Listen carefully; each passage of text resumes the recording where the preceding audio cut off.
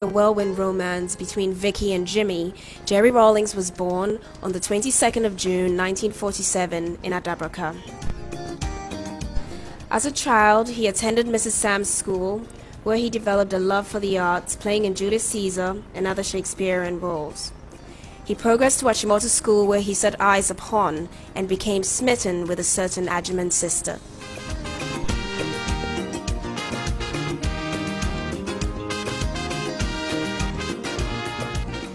After Achimota School, they went their separate ways. Nana Kunedo went to the University of Science and Technology. While pursuing her degree in interior design, she immersed herself in university life, making lots of friends and taking part in various activities.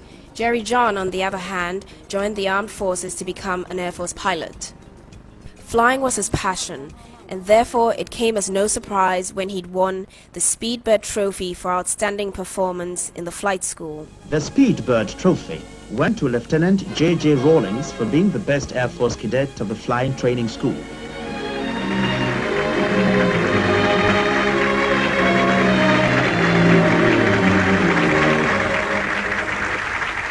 Having achieved his dream to become a pilot, he embarked on his mission to track Nana down to rekindle the flame with his childhood sweetheart. After a very long courtship, lasting almost a decade, they got married on 29th January 1977.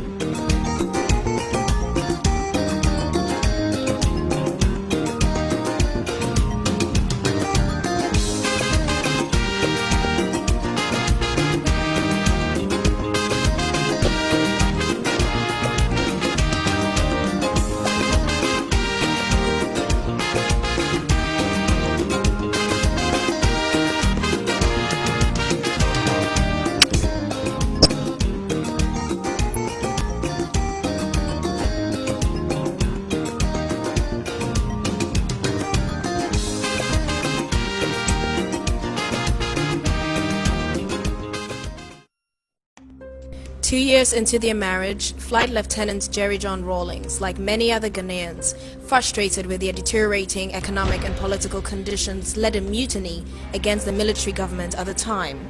Following an unsuccessful uprising, what should have been a closed military trial was open to the public in an attempt to make scapegoats of Rawlings and his men. For the first time in Ghana, a group of junior army officers had attempted to pull down a military regime made up of senior army officers. One could say that the abortive attempt had been brought about by extremely compelling factors. The trial of the coup plotters was very revealing. J.J. Rawlings, who boldly owned up as the one person centrally responsible for the attempt, gave cogent and infectiously popular reasons to explain why the attempted coup was justifiable. This titanic force, gigantic in all dimensions, broke loose on June 4th, 1979, with J.J. Rawlings coming out of condemned cells to lead yet another military regime.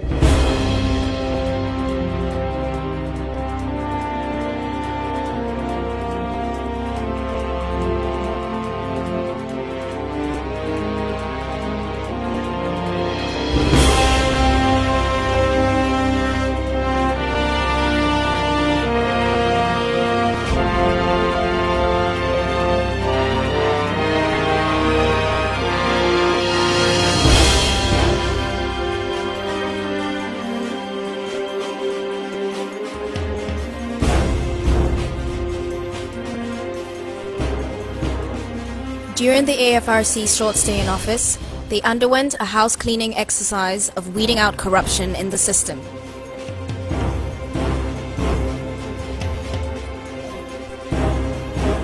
The AFRC did its best in the short space of time to throw a searching light into the dark recesses of corruption in the country.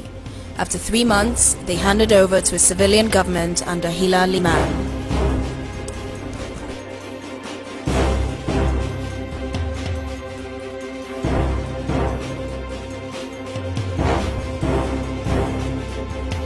We of the Armed Forces Revolutionary Council, during our short stay in power, have demonstrated openly what many people had only suspected before, namely, that the holding of office in government in this country had in almost all cases been used to plunder the wealth of the nation. Ghana is looking up to you. Thank you.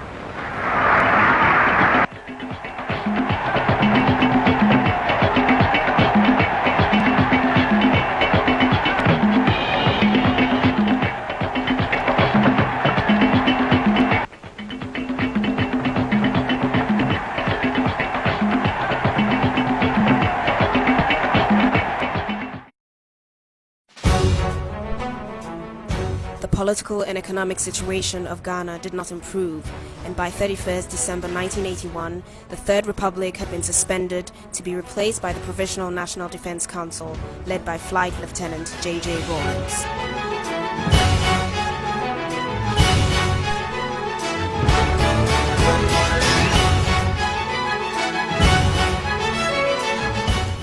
Rawlings had a natural touch, a man of the people. He connected with the masses and they loved him. His style of leadership gave power to the people, that they have a right to hold government accountable. In his usual hands-on approach, JJ and the PNDC mobilized the students and professionals to join hands with the masses in rebuilding Ghana.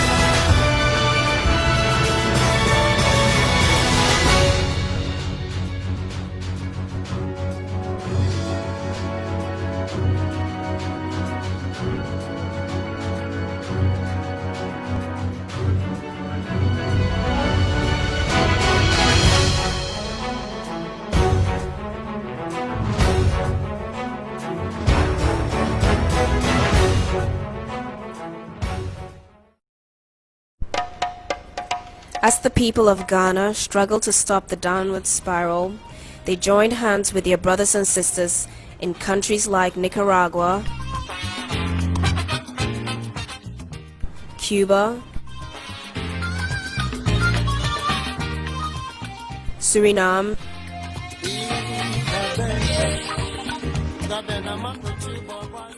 and Burkina Faso in what came to be known as Solidarity in Struggle. As part of his visit, he received the Jose Martin Medal for World Peace on behalf of the Ghanaian people and also met with the Ghanaian students in Cuba.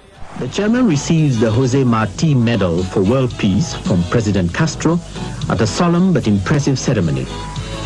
The award underscores Ghana's commitment to world peace and solidarity among nations, particularly those that remain oppressed and degraded by poverty, exploitation, and unprovoked aggression.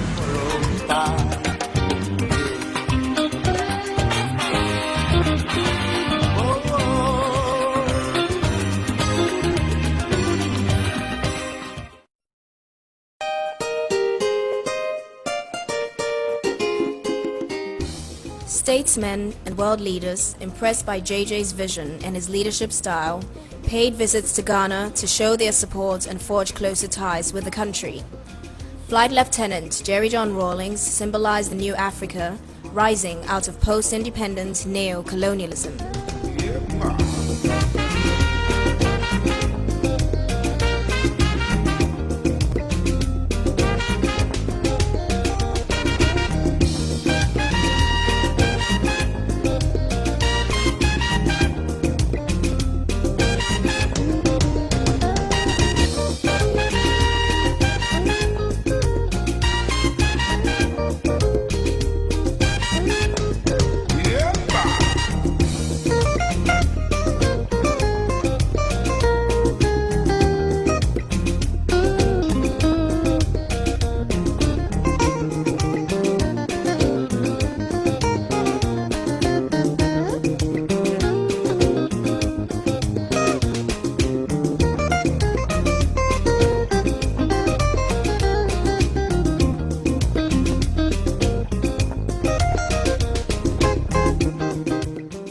The struggle for Africa's liberation that began with the Founding Fathers was not to be forgotten.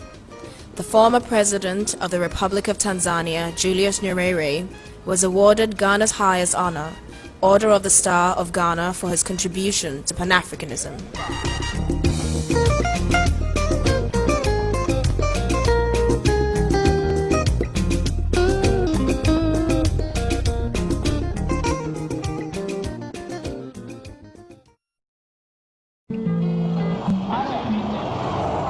JJ's popularity, like the wind, spread to neighboring African countries, and on his arrival at the 11th Summit of the Economic Community of West African States in Lome, Togo, the crowds of people lined the streets to catch a glimpse of the man who brought back hope to the Ghanaian people.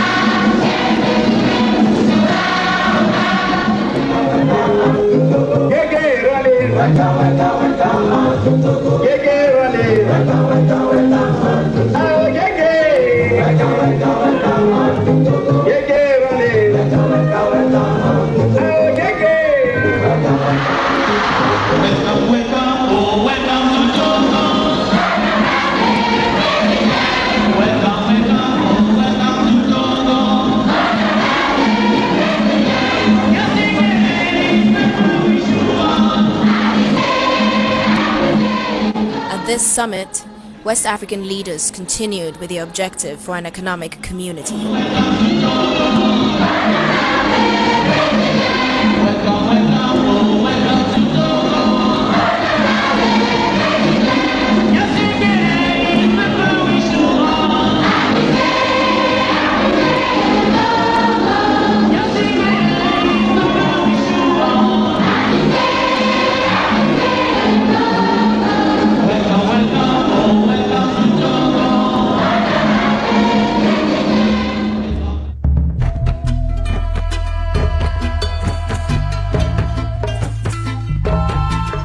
Jerry John Rawlings was welcomed in Addis Ababa for the 25th anniversary of the then Organization of African Unity.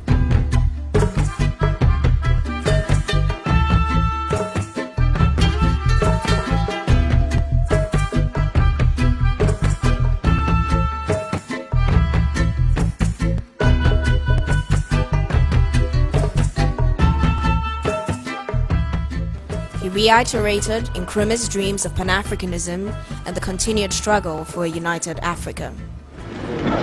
Our country, Ghana, played its modest role towards the inauguration of this organization 25 years ago. The passion of our visionary first president, Dr. Kwame Nkrumah, for continental unity is unforgettable. A united Africa provided for him the only assurance of real independence for us and sovereignty over our vast natural resources. For his vision and passion, he became a prime target for the enemies of Africa. With his view that the independence of Ghana is meaningless without the total liberation of Africa, Dr. Nkrumah subordinated the independence of Ghana to the struggle for the liberation of the whole continent. He paid the price for his visionary zeal and boldness. But his speech on this very rostrum 25 years ago not only touched the hearts of Africa's youth, it still provides the agenda for our continent's liberation. Long live the AU. May God bless us all. Thank you.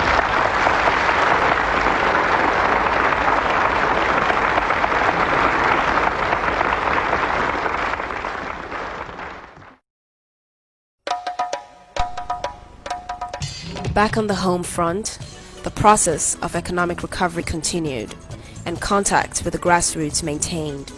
This kind of popular support kept a strong base for the continued governance of the PNDC. It is only by collective effort that the nation's problems can be solved. There are still some people who would like the nation to go back to childhood, but we are grown up, or should be. We're supposed to be old enough to realize that the nation is now paying the rest of the outstanding bill for those easier days when so many of our resources were squandered.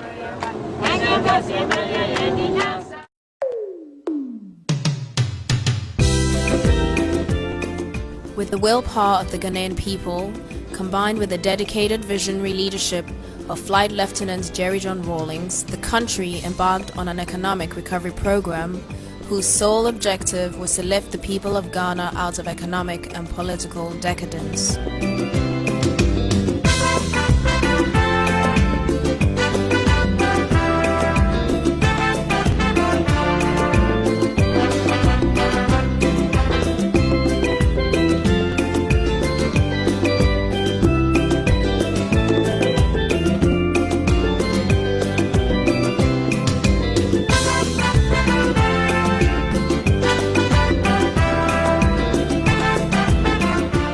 The country's transportation network, which had virtually ground to a halt, was revitalized under the PNDC government through the rehabilitation of old roads and the construction of new ones to link the sources of production to places of export and to assist in the easy movement of people.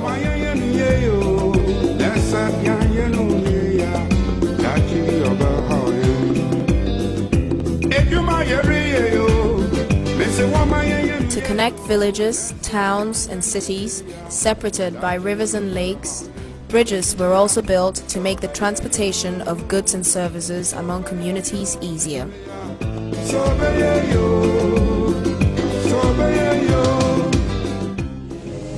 This bridge, which we're commissioning this morning, is a long-term investment to benefit our generation and its successors. It is only one of many infrastructural projects that the PNDC is undertaking around the country to ensure that the economy does not falter again. This bridge belongs to Ghana, but it is more yours because it is Ajomoro. It is your property. Do not see it as government property. All of you assembled here are also the government because the PNDC is a government that is or should be run by the people.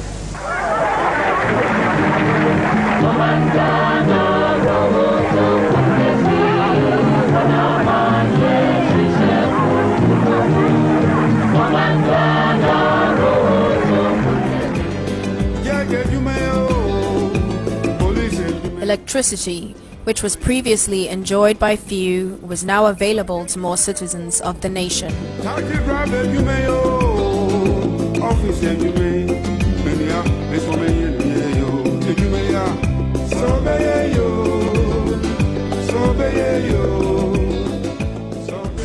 So now that electricity has reached this community, it is important it is used to generate funds for further development. This area, as you know yourselves, is rich in resources. It has extensive clay deposits and also deposits of oyster shells, both of which can form the basis for the manufacture of a variety of products: ceramics, building materials, lime, abrasives, etc. The existing Gary processing industry can be expanded and other agri-based industries can be developed.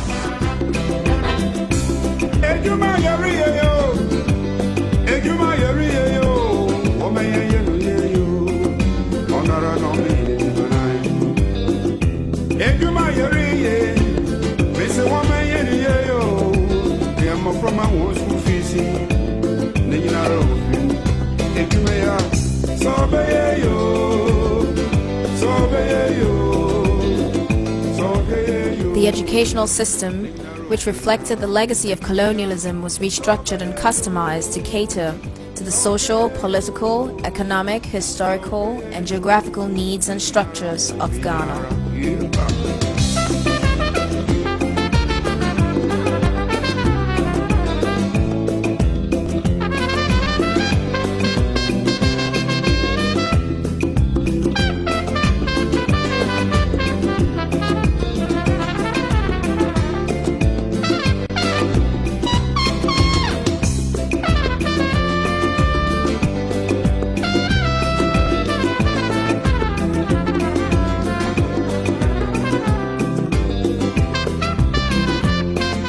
Health was a central issue in structural adjustment. Inoculations of the 6 killer diseases were compulsory for every child, leading to the eradication of polio.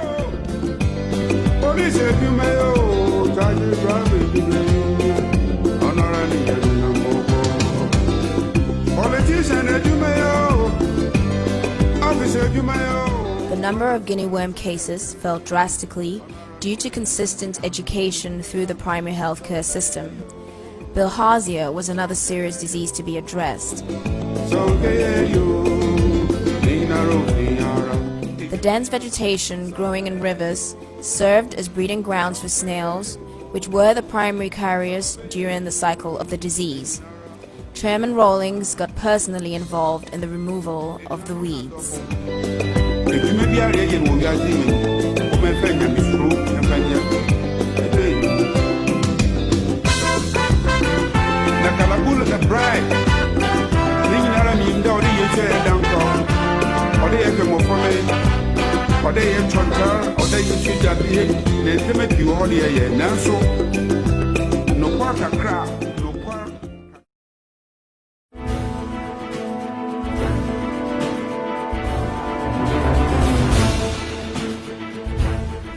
Honor and integrity were returned to the Ghana Armed Forces and Police, who undertook regular refresher courses in Asutreri Training Camp and other camps.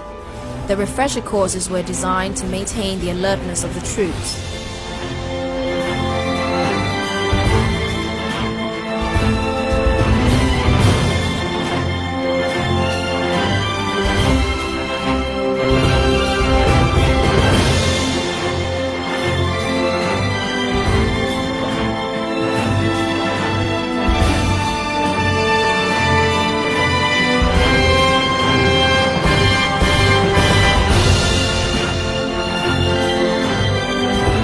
The exemplary performance of the Ghanaian troops in peacekeeping missions won Ghana a Nobel Prize in 1988. Their dedication to their profession was vital in the fight against smuggling and illegal drug trade, diminishing the supply and trade of drugs in Africa.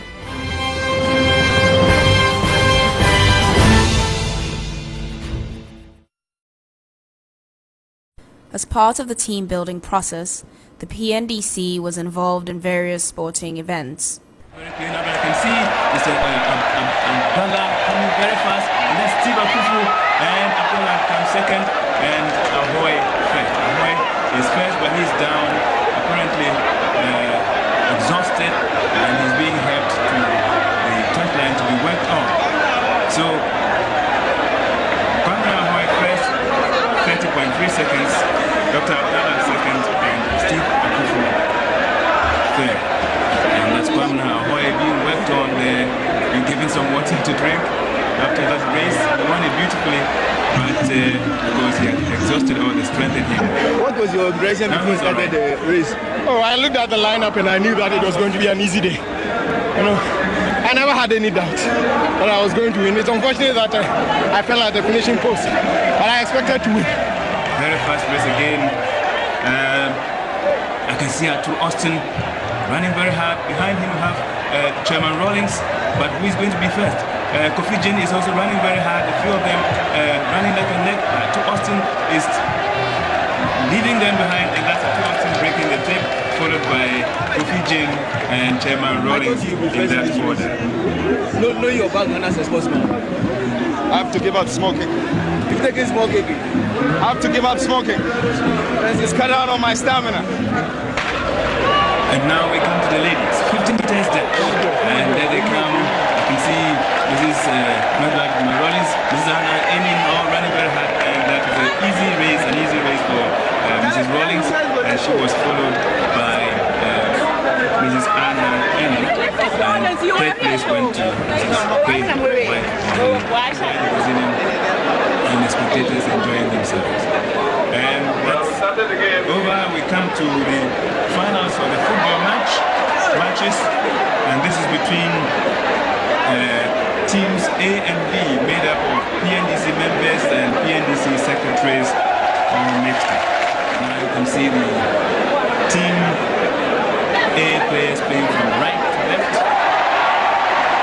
team B playing from left to right. That's Chairman Rawlings patting down everybody who comes his way. And stopping him there. I can see somebody telling Chairman Rawlings why he should pull up. Decides to go, but he's supposed to be playing right full back position, but most of the time you see him at other places. Is he going to take the kick himself? Yes, Chairman Rawlings. And he nearly picked the turf instead of the ball. And now that's Bambara Hoy, and he has lost it. Chairman Rawlings running for the ball, but it being played. The second part of the lancing, this time we'll be attempting to pick pegs which have been fixed on the field, and Chairman Rawlings has collected his nicely, wraps it and throws it down.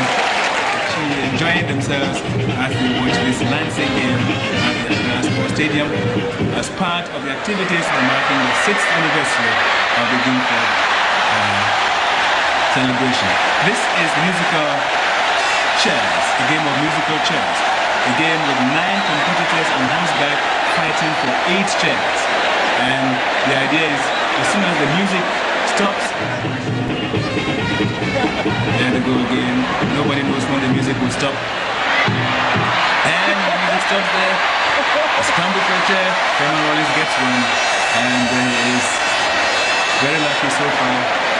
Perhaps I shouldn't say very lucky. Fighting hard for the chairs. Because we really have to fight in order to get there. Awesome. Horsemanship, skill, alertness. See who will get the last. There we go.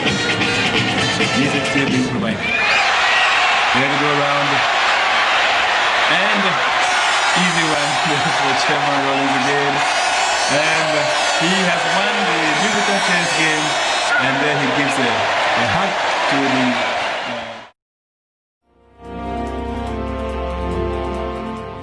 And on June 4th every year, the flame was lit in memory of fallen heroes.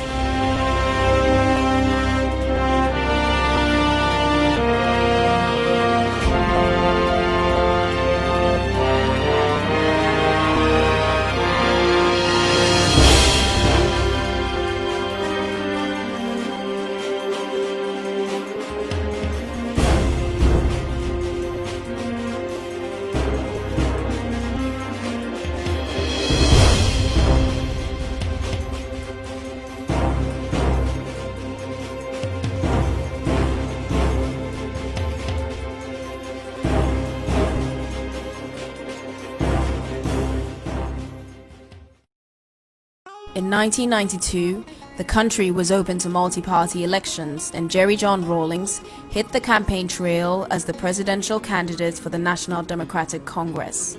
The NDC has a vision of social development, economic justice, integrity, and accountability. As he spoke on the podium, this country is not going back. She's moving only forward. It was clear that JJ was still a man of the people. He continued to hold true to his beliefs that enabled him to rise up against the economic injustice of the 1970s. When we took over the reins of the economy, ladies and gentlemen, also places like that were dead. AGC was producing what? Half or 1/3 the current volume. 1/3 the current volume. We have triple AGC's goals. When we started off with nothing but one thing: the truth and integrity. The truth and integrity. And this is what has brought this country out of the darkness. Now that we are beginning to see the light, with the responsibility and the duty of accomplishing what we set out to do we want to see the clock turn back? Do we want to see the clock turn back? After 58% of the population voted JJ for president, he was sworn in on the 7th of January 1993 to become the first president of the Fourth Republic. I, Flight Lieutenant Jerry John Rawlings, Flight Lieutenant Jerry John Rawlings, having been elected to the high office of President to the high office of President of the Republic of Ghana, the Republic of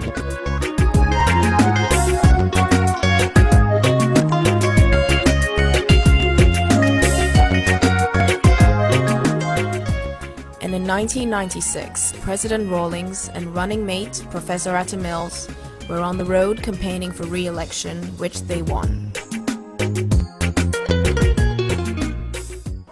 This victory is not a victory to sleep, it's not a victory for laziness, but it's a victory to work even harder.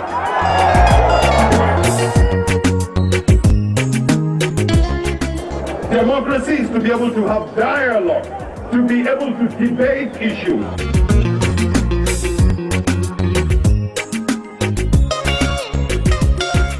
Together with Cabinet, the President and Commander-in-Chief determined general policy of the government.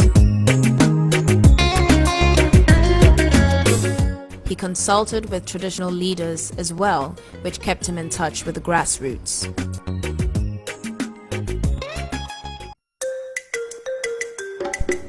During Jerry John Rawlings' tenure in office, a mausoleum was built in honor of the late Asajifo Kwame Nkrumah. Kwame Nkrumah was not perfect, and I may be one of the most critical people about certain aspects of his government. But I will never deny him nor any man the praise for outstanding achievements, and for Dr. Nkrumah in particular, the things that made him a great figure in history. On this 32nd anniversary of Ghana's Republic Day, we are laying Dr. Nkrumah's remains to rest at the site of his greatest triumph.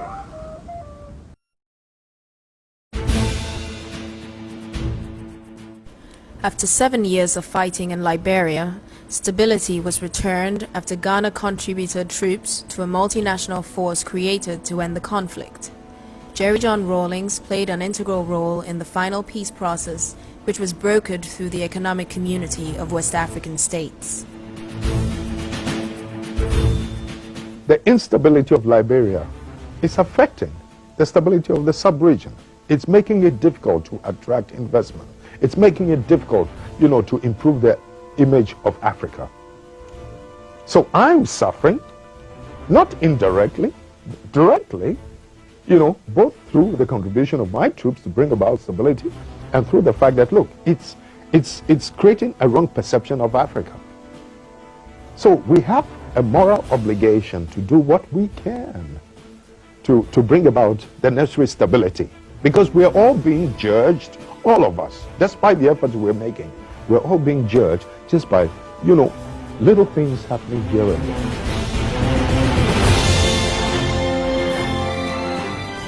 quite frankly, I just don't think it's fair and right that Liberia, that used to be, a former colony of America, should have degenerated into a carnage of that kind, and yet no Western country lifted a hand to assist her. And yet she didn't actually need that much. But when it comes to the European theater, the whole of Europe, NATO, the US, everybody pumps in all the necessary resources. And yet we didn't need a fraction of that to assist us in Africa to deal with our own problem. And it's not as if we were not making, our own efforts as members of the ECOWAS community when we put together some troops to move into Liberia and to stop the carnage. We didn't have enough resources. All we could, and being members of the UN, quite honestly, there was no reason why they could not have assisted us in a very humble way. And had they done so, we could have brought this Liberian situation under control a much longer time ago.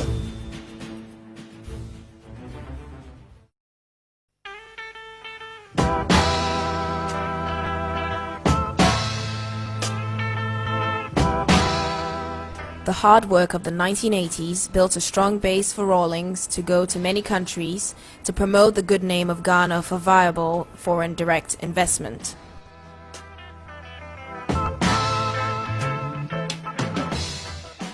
It might be going too far to say that we're hoping to become a trading powerhouse. We're only making our very humble effort.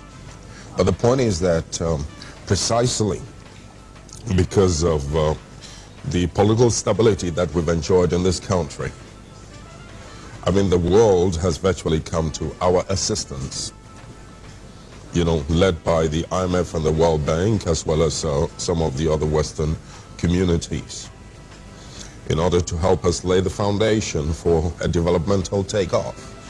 We've used these resources to build roads, to extend electricity into as many regions as possible, and very soon there will not be a single district in my country that will not have energy. In other words, there will not be a single place in that country that will not be, potentially viable for industrial takeoff. Yeah. So that we virtually lay the foundation now for, developmental takeoff. You want businesses to come in. That's one of the reasons you're going around the country. Precisely. Yeah. And that's part of the reason why we're here. If I may use the word seductive. We're here to seduce as many American businessmen as possible to recognize that, for all the efforts that we've made, I think it's only obligatory on their part to do what they can to invest in my country. In the process, he was given awards and the keys to various cities for putting Ghana back on the map.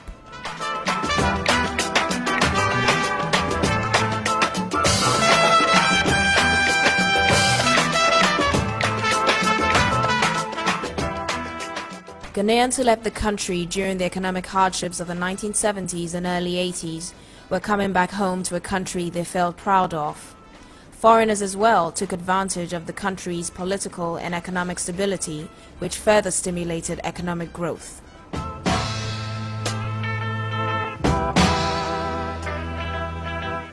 Ghana was once again recognized as the gateway to Africa. Among various world leaders were President Bill Clinton and the Queen of England, who paid visits to President Rawlings to acknowledge Ghana's key role in Africa's development as a whole.